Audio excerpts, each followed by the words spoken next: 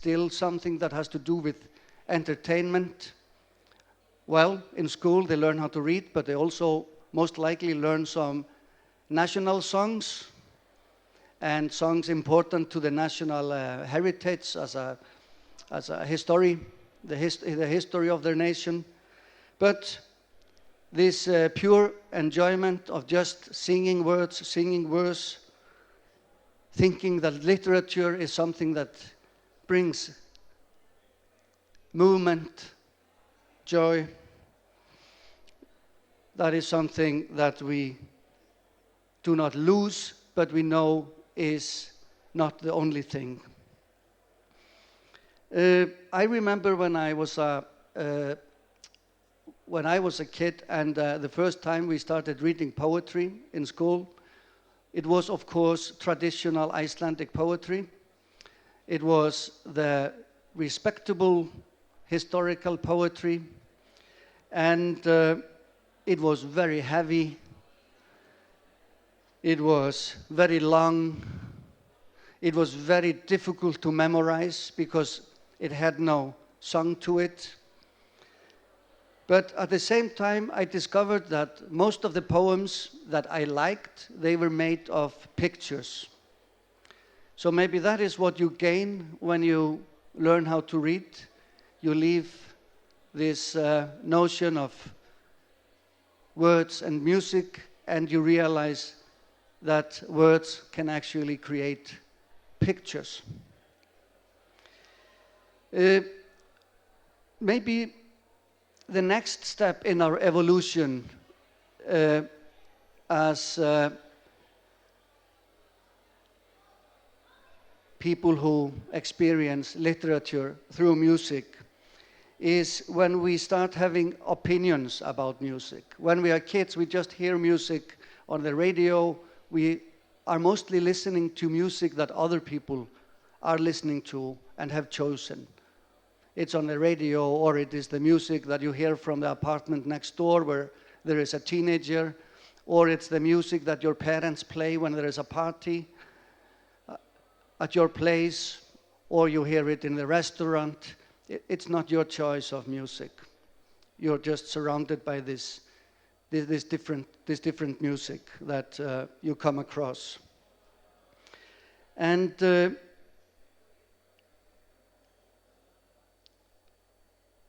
something happens when we start choosing our own music, because I think in most cases when we find our music, it has quite a lot to do with what the song is about.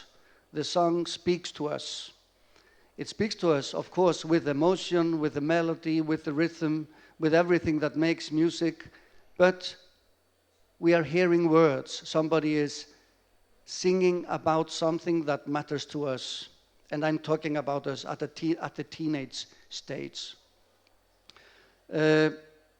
We like to hear things that deal with our world and our experience, or things that challenge our experience and our place in the world.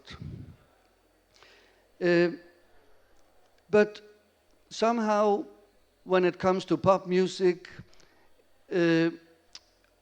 we very soon get the message that this is not literature. Pop music is not literature. Pop music is, again, separated from literature. The lyrics of pop music are separated from literature in most cases. And it's strange for teenagers. When teenagers are listening to songs that really speak to them and they feel are sung by the most important people in the world, which is the music stars, they are getting this message that, sorry, this belongs in the world of pop and entertainment. Literature is what you're reading at school. And I think most of us have had the experience of listening to a song over and over again as teenagers and as young people because they simply speak to us. And we know it is not great poetry or great literature, but it is doing what words can do best, which is to speak directly to something inside us. In my case, it was the man over there, David Bowie, who was my big discovery as a teenager, as a teenager in Reykjavik in the 70s. I think I was 12 years old when I heard the first David Bowie record. It was The Rise and Fall of Ziggy Stardust and the Spiders from Mars. Considered one of his many masterpieces, of course. And I just remember listening to that album for the first time. I knew some English, of course. I wasn't good in English, but I knew enough to be able to follow the lyrics on the inner sleeve of the record. And when the song Starman started playing, it just took me to another place. I was in the room of my uncle who had the David Bowie records. I was alone. It was 10 or 11 o'clock in the night in the winter. And as he started singing, there is a starman waiting in the sky. And the starman was waiting for all of us kids all around the world to join him in his mission of making us all experience and become wild things. It started snowing, and I just remember seeing the snow, and the light from the window was illuminating the big snowflakes outside. And I just went to another place with this man and this song. And it was like it was a call from the heavens. And I became absolutely obsessed with this musician and what he had to say. His lyrics were quite strange. I started buying the records, and to tell you the truth, the first David Bowie record I bought myself when I was 12 was here in Torremolinos. I came here in the summer with my mother for a short holiday. So I have the Spanish release of Diamond Dogs, which nobody else had in Iceland. So I bought my first David Bowie record here on the beach somewhere in the year 1974, 74 or 5.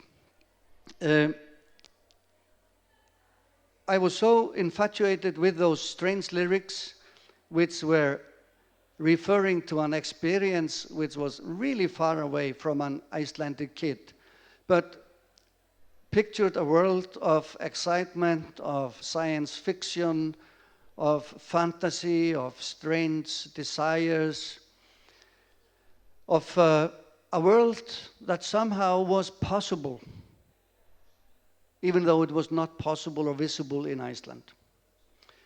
So it was a door to the big world where everything could happen. I was such an eager fan that I studied the lyrics. I taught myself English more or less to be able to read the lyrics and to read the interviews with David Bowie. And at that time, and I think until the end, he was really one of the world's greatest name droppers. So in every interview you read with David Bowie, he gave you a reading list. He told you about some books that he was reading, some poetry that he had discovered, some strange musicians from Germany or North Africa or wherever. So he was a great educator. He sent you out there looking for things to read. But I would never have guessed that his influence on me would actually lead me to a discovery in my own language. Today I am quite sure that the strange lyrics I read by David Bowie and listened to, they prepared me for my encounter with Icelandic modernist poetry.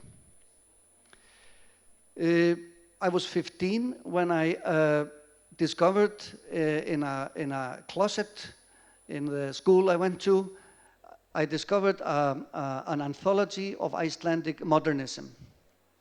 Modernism came quite late to Iceland as a literary movement. It came after the Second World War, but then it came like as a storm. And there was a generation of poets who are today known as the atomic poets or the atom poets, because their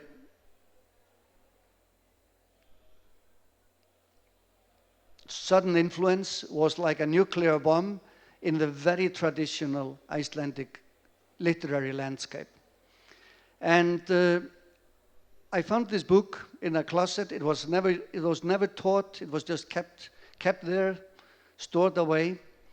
And I opened it, and I read the first poem that begins something like this: "The car that breaks in the clearing is in the shape of a gigantic black beetle, and it cools its hot tires."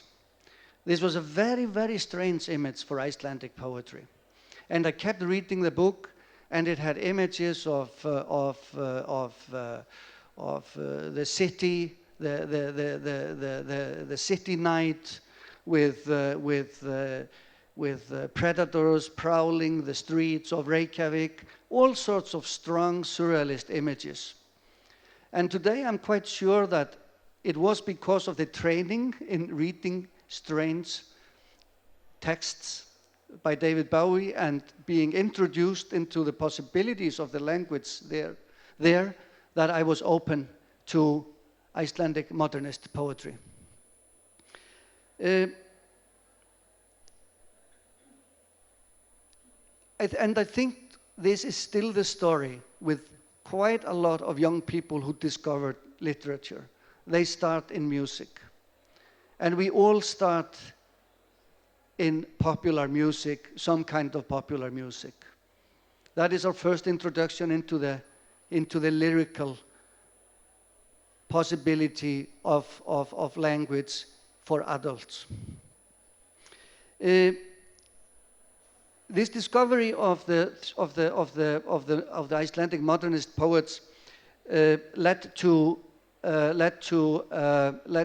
my own writing. When I discovered that you were allowed to write such strange sentences, to create such strange images in Icelandic, I immediately decided that this is what I wanted to do. So this is in 1978. Punk is happening in England, and quite soon it started having an influence on the Icelandic music scene and also the cultural scene, because in a way it told us that everything was possible. Everything was possible, you just had to do it yourself. It didn't matter if others thought you could do things or not, you just went out and you did them. If you formed a band, you found a place to stage a concert, and if your friends were poets, you invited them to read their poetry at the punk concerts. So that's how I started performing my poetry. It was at punk concerts between punk bands. But of course nobody was there to listen to poetry. Everybody was there for the punk music. Nobody was there for surrealist poetry. So you went on stage for 15 minutes, and you finished your 15 minutes even though half the audience were telling you to shut up.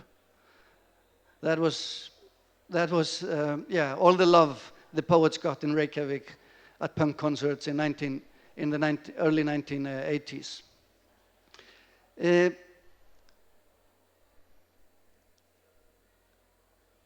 My friends were in bands. I was never in a band, but I was always surrounded by music and people who were making music. They wrote lyrics. They wrote fine lyrics very direct lyrics. And somehow I was never able to write anything that could be sung out loud. All my lyrics were very clumsy, and they said, no, thank you, just keep writing your surrealist poetry. You know, we will write our own lyrics. And they were absolutely right. But one of the things that we discovered quite early on when we started working with surrealism in the Icelandic language was that it had an interesting relationship with certain parts of the Icelandic heritage. There were elements in the folk culture, in the folk stories, and in the folk poetry, which were strange enough,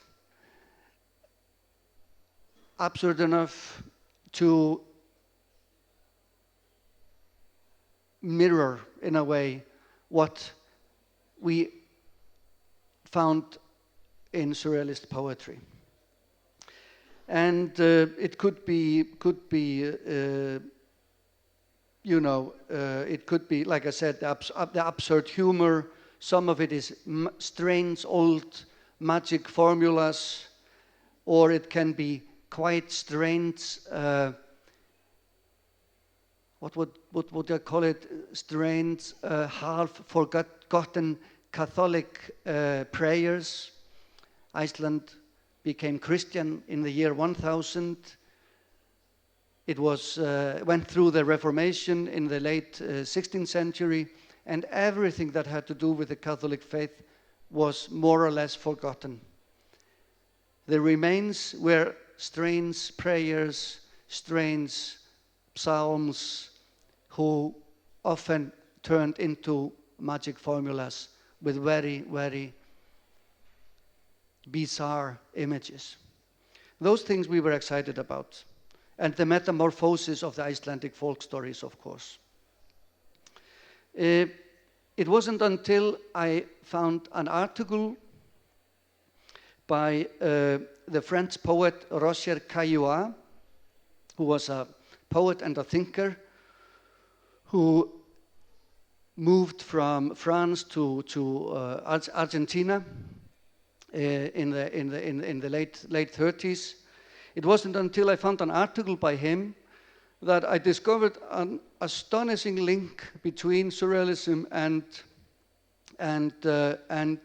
the oldest Icelandic literary heritage.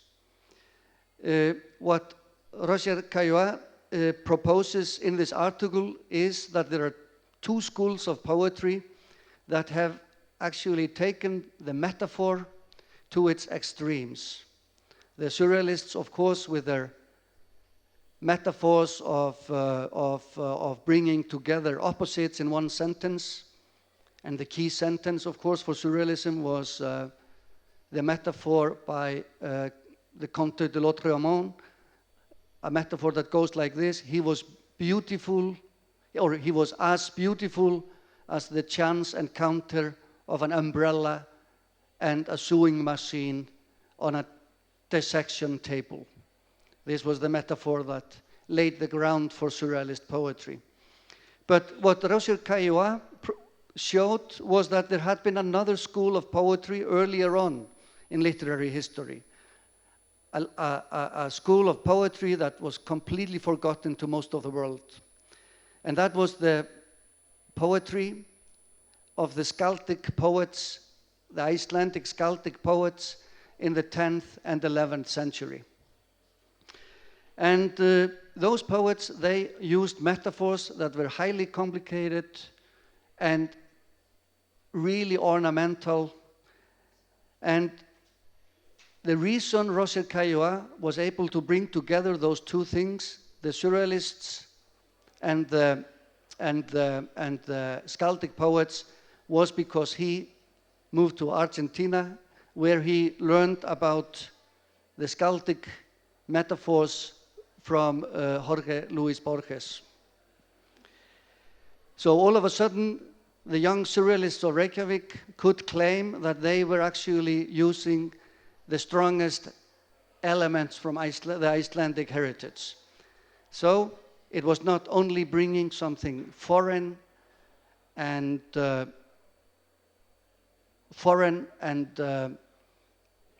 what can you say? Foreign and unnational into poetry or onto the stage. It was about working with elements of poetry that had very, very deep roots in Icelandic literature.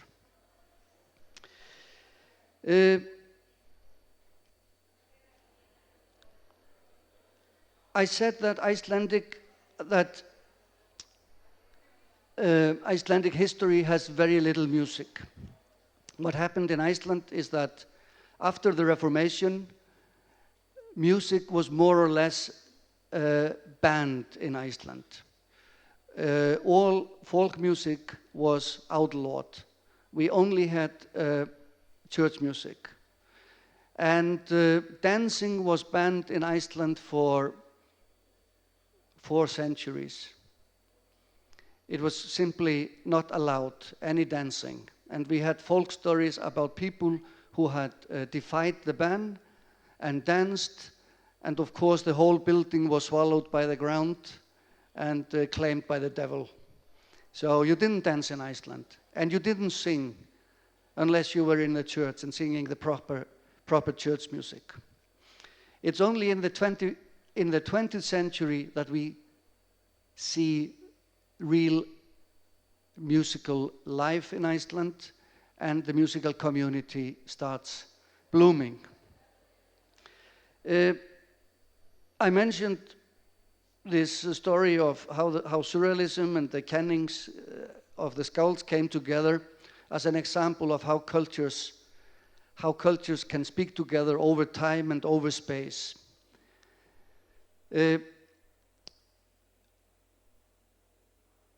I'm just discovering that Malaga wasn't only important for me because here I bought the first David Bowie album, which had a great influence on me as a person and later on as a writer. It was also here in Malaga in 1997, 21 years ago, almost exactly, that I came here to work with my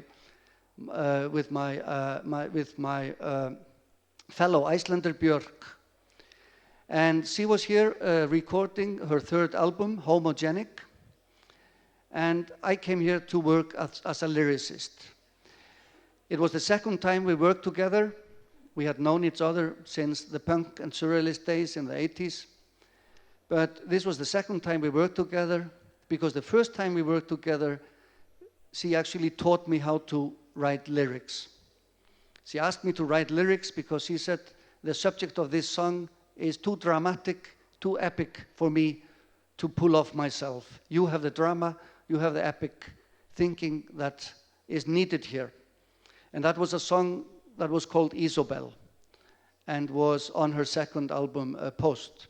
Now she was working on the 3rd album, and she wanted to do a song that was a continuation of the song Isobel, and also needed the drama and even more drama than we had worked with in Isobel. So I came here, and I think I stayed here for, 5 days, and we worked on this song and the lyrics. And I remember that when we were working on it, we had discussions about this place and what the culture here could bring into the song and into the lyrics. And among the things that we talked about was the culture of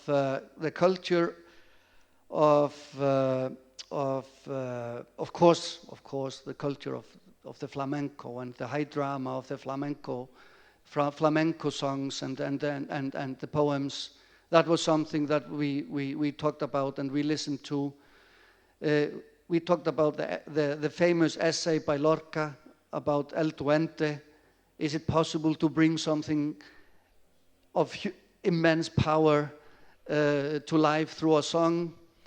In Iceland, of course, we also believe in hidden powers that we can have discussions with if we have the right words to call them into being.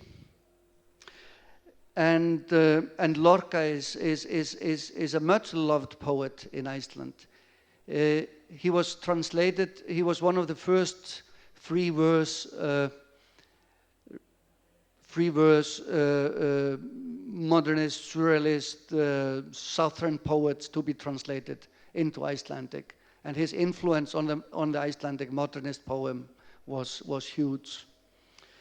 So we were talking about that, but we were also talking about how the Andalusian culture of patterns in architecture, in mosaics, in tapestries, in knitting and shawls, how those patterns could be seen as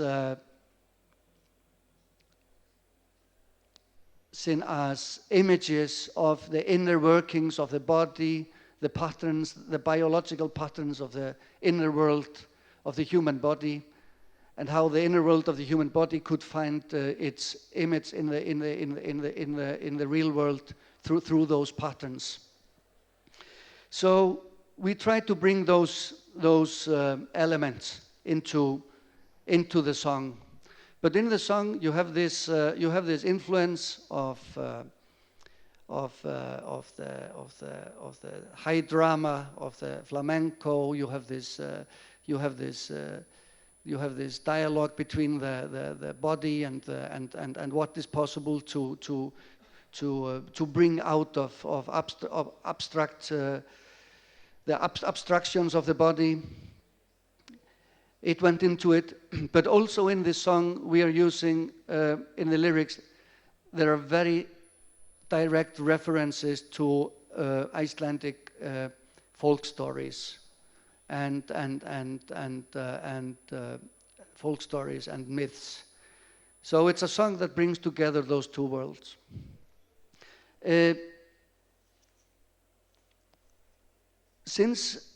Since I was here in 97, I have written quite a number of books, both poetry and novels. I've written librettos, so I really started enjoying writing words that were sung. There is a magic to the word when it is produced by the singing voice, which is completely unlike anything you can get on the page or with a spoken voice. The singing voice always takes you to another plane of existence. And I started enjoying this, so I've written more lyrics and more librettos throughout the years. But I have also discovered how music can influence writing in different ways. So in one of my novels called El Zorro Ártico in Spanish, I took the structure of a Schubert string quartet and used it as the blueprint for the story. So the story is really structured and tempoed and timed like a string quartet. In another novel, which is called in Spanish, and please excuse my Spanish, Maravillos del Crepúsculo, there I took more the format of the symphony for the novel, and in a third novel, which has the most difficult title for me in Spanish, El Chico que nunca existió, yes, there I use the element of silence. It is a novel that takes place in 1918 in Reykjavik.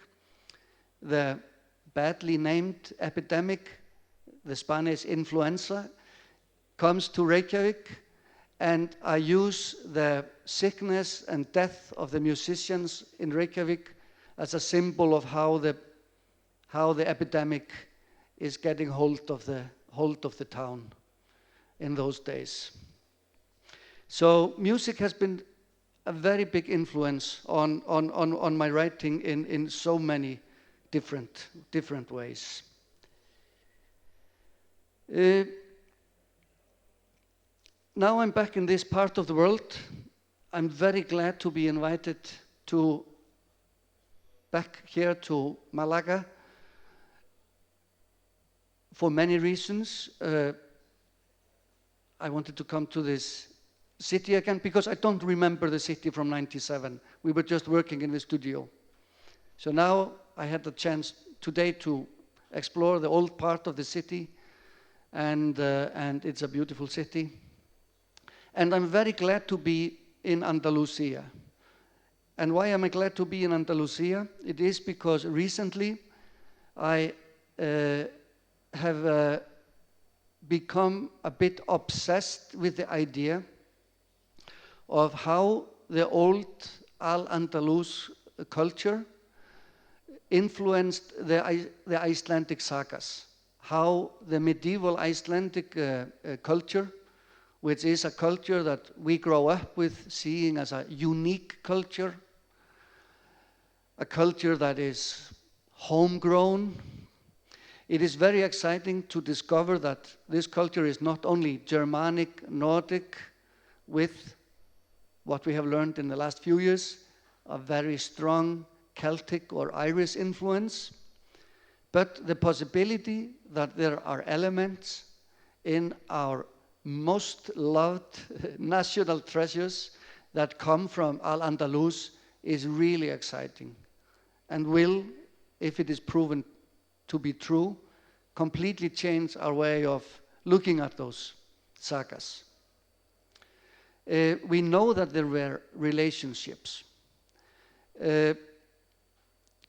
Of course, the Icelanders had a strong connection with the Norwegian court. The Norwegian court had strong connections with Normandy. Normandy had strong connections with Sicily, and the Norman kings there who completely absorbed and walked into the Arabic culture.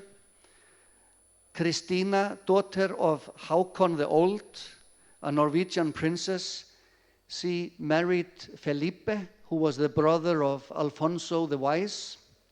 So we know there was a direct contact between the Norwegian court and this part of the world at the time.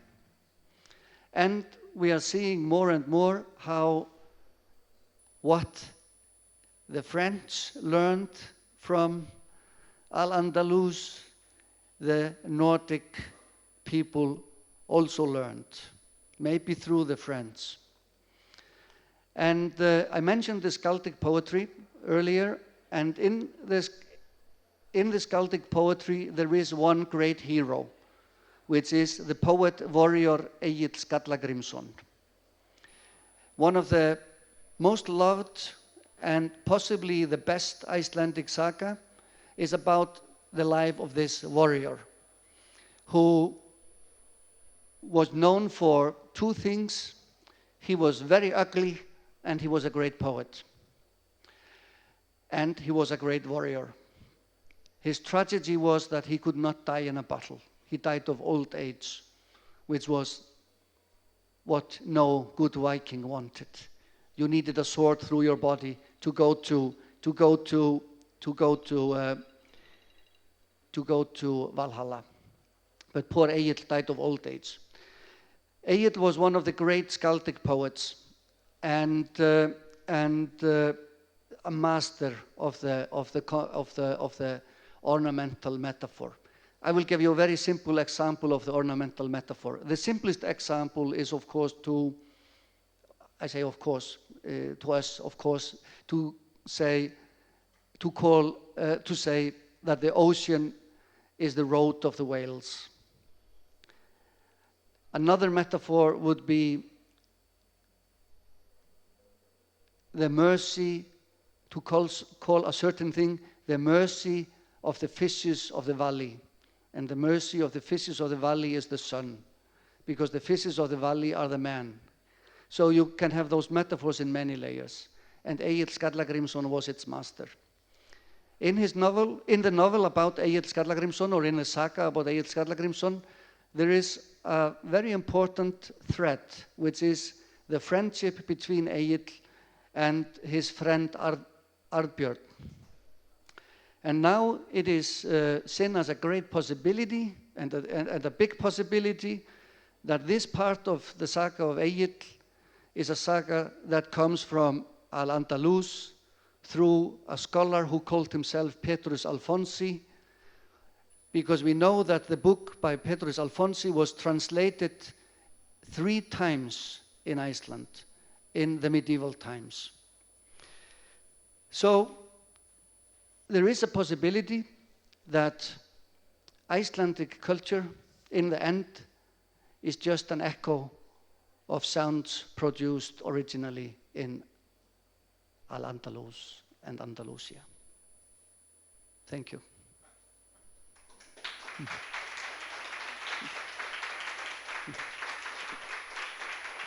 Thank you.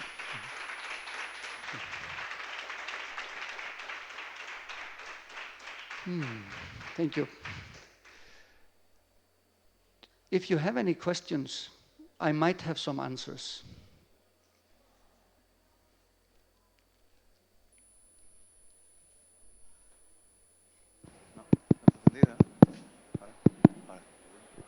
Yes.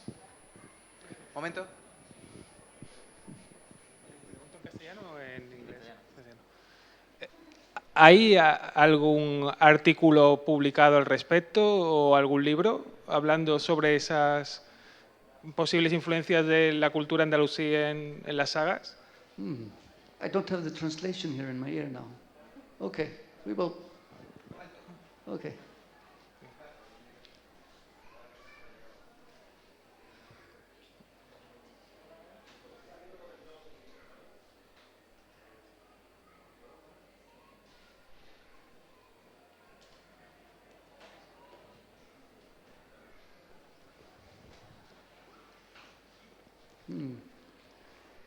Okay, thank you. So I put this. Ahora, Okay. How do I? Is it channel 2? Okay. Okay, I'm channel 2 now. Okay. ok. ¿Hay alguna publicación o libro al respecto, artículos que hablen de esa influencia de Oh no, I Al-Ándalus? don't hear. ¿No? It's number 2 now?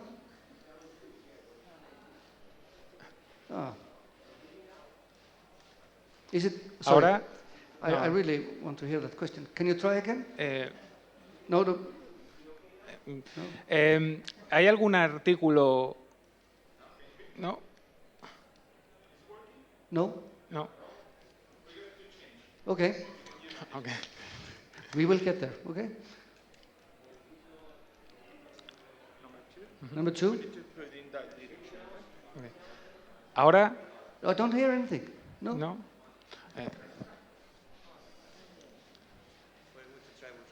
Yes? Okay.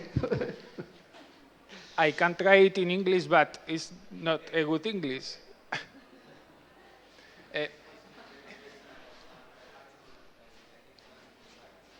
Okay, let's see. Yeah. Can you try?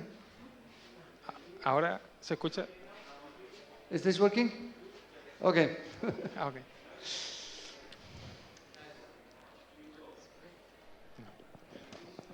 Yes, Ok, yes. vale. ¿Hay algún artículo o libro ya publicado o accesible que hable sobre ese tema, sobre el tema de la influencia de la música de Al-Ándalus en las sagas, en las edas o en la música islandesa, la poesía islandesa, perdón?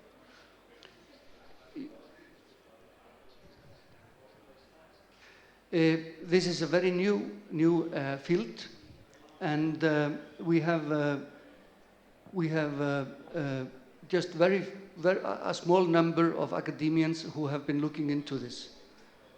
It is not a very popular idea, but I think it's going to be the most important new idea about what the sagas can be and where they come from. So I hope in the very near future you can read proper articles and books about it. I hope to write a novel that is dealing with this. So that is a promise. Muchas gracias.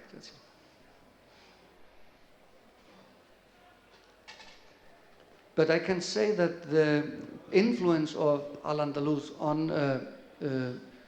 the culture north of the peninsula, the influence is being recognized more and more. And of course, everybody knows the influence on astronomy and mathematics and medicine. But people are now looking at new ways of discovering the literary patterns. Because it's not about direct literary quotations or direct retelling of stories, it's more about patterns of stories. Patterns of stories or subject matters or relationship between characters. And that is opening up the new field.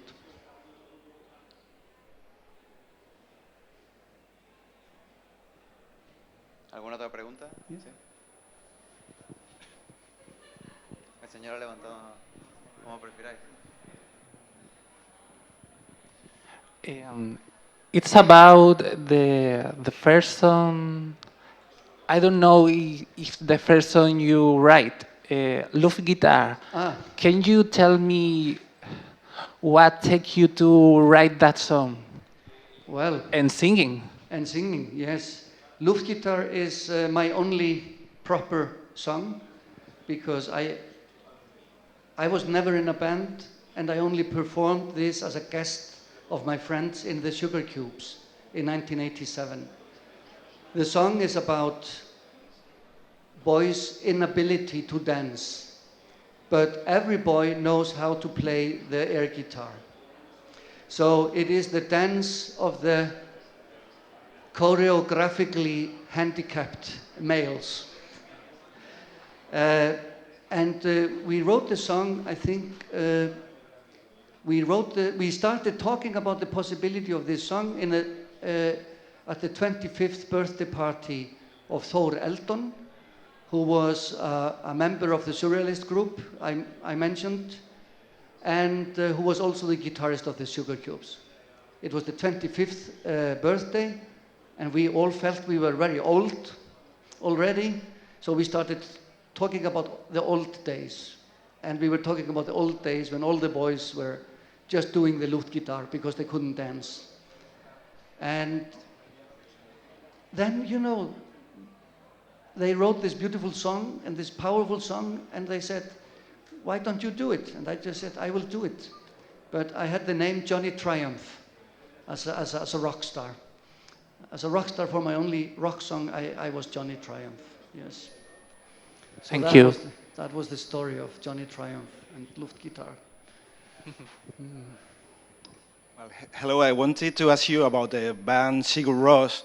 As far as I know, what they sing is nonsense. It's not Icelandic. It's something they have invented.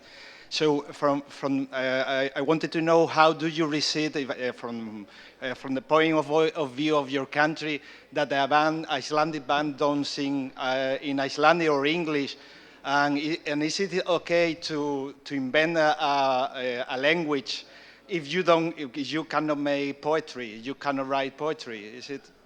Is it okay, or is it a fake? Or I think it was very okay for them to sing in vonlenska. They call it vonlenska. And I can tell you that I never understood this word, vonlenska. We have Íslenska, which is Icelandic, and then we have vonlenska. I only understood this word vonlenska yesterday. At the airport in Barcelona, I looked out of the airplane, and there was like a marked space on the airfield that said something like Esperance something. Esperance, I don't know. It was a big word, Esperance, on the tarmac. And I thought, Esperance, does it mean hope? Or something like that? And I thought, oh, it's like an Esperanto. So vonlenska, really, von in Icelandic means hope. And Esperanto was the hope of creating a universal language. So I think Sigur Rós are trying to sing in a universal language, like the birds. So if the birds don't need words, I don't think Jónsi in Sigurjón needs words. So is it an invented language? Yes, yes. It's not sounds without any sense. No, I think he knows what the word. He knows it. It's a one-man language. Uh-huh. Buena pregunta. One of the elements in Icelandic culture, I told you that we had no music. It isn't exactly right. We have something called the rímur, which is chanted poetry. It's poetry that is not sung, but it's recited with a certain voice, a chanting voice. And in this poetry, there are melodies. There are simple melodies. And we don't know where this tradition comes from. We don't know when the rímur started, and we don't know where this comes from.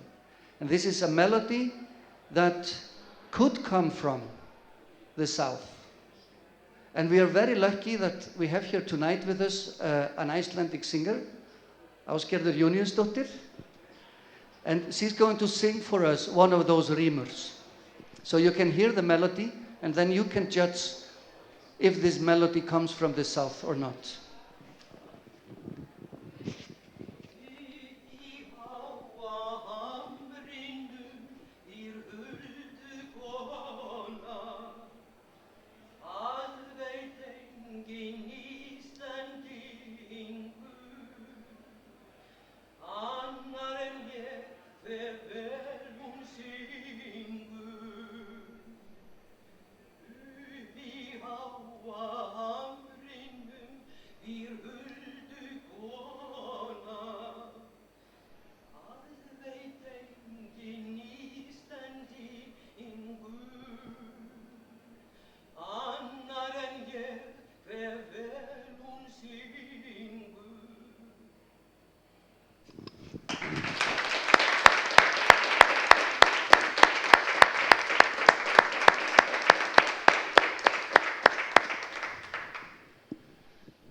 Thank you, Ásgerður. So who knows where this melody comes from? Maybe it comes from the south, from North Africa. We don't know. And that is one of the beauty of melodies, how they travel. Maybe we should end with this beautiful song. Yeah, really. Thank you. Takk.